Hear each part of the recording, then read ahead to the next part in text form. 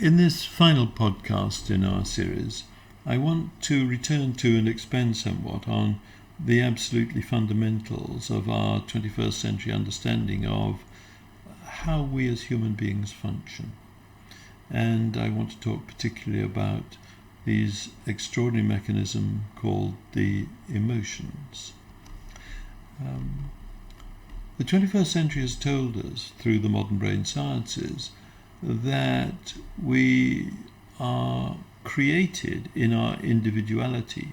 Our brain is organized by the way experience gets attached to emotion. The mixing of the emotions creates feelings, and so the whole of our experience is a network of the emotions and feelings. And that our brain understands that in relation nanosecond by nanosecond to everything that is happening to us in the world. And as we grow up and develop our awareness and develop our emotional system, develop our feeling system, by the time we've got to 24 and our brain has become its first full adult maturity, we have a complex set of patterns inside us which are our particular operating system of understanding the world and our brain responding to whatever happens next. Well, this emotional system we now understand has got 8 basic emotions attaching to it.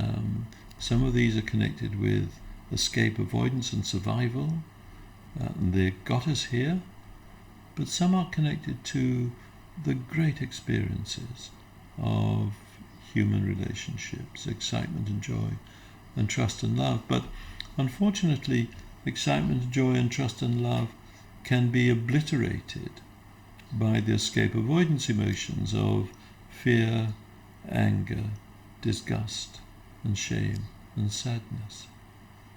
And then there's one emotion called surprise or startle. You were tuning into this podcast today and maybe just somewhere in the back of your head wonder what he's going to be talking about. Am I going to be wasting 6 minutes of my time or something of that kind? That's a bit of the surprise. It's setting you up to see what happens next. But in terms of your emotional, of course we can think about what our emotions are telling us, but our thinking is secondary to our emotional system. And that's a huge shift in our understanding of human behavior that's occurred in just this century. Our feeling system, the complex development of our emotional system, our feeling system, is mediated through relationship. Our relationship with ourselves and our relationship with other people. And other people have a profound effect on us because there seems to be something extraordinary in whatever the signaling system is in relationship, and we really don't understand the physics of it at all, but whatever the signaling system is within a relationship has the capacity to release feeling within us. And so how we manage our own personal relationships and how organizationally we create the sense of relationship is profoundly important to the way energy will flow towards the strategic and operational goals of the organization.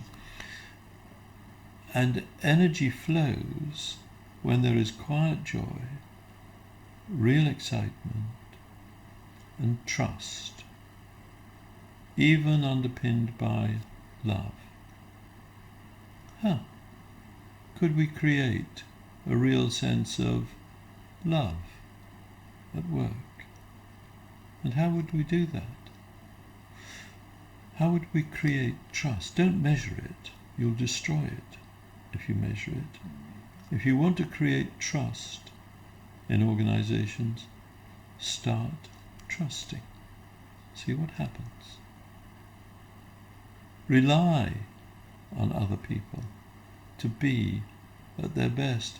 Thank them. Don't beat them up. Thank them for being at their best whenever they are. the brain, this extraordinary adaptive controller, will always be looking after you in context.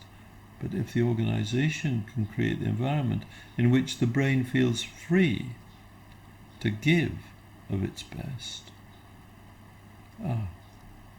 then excitement, joy, value arise in consequence. Thank you for joining us for this series of podcasts.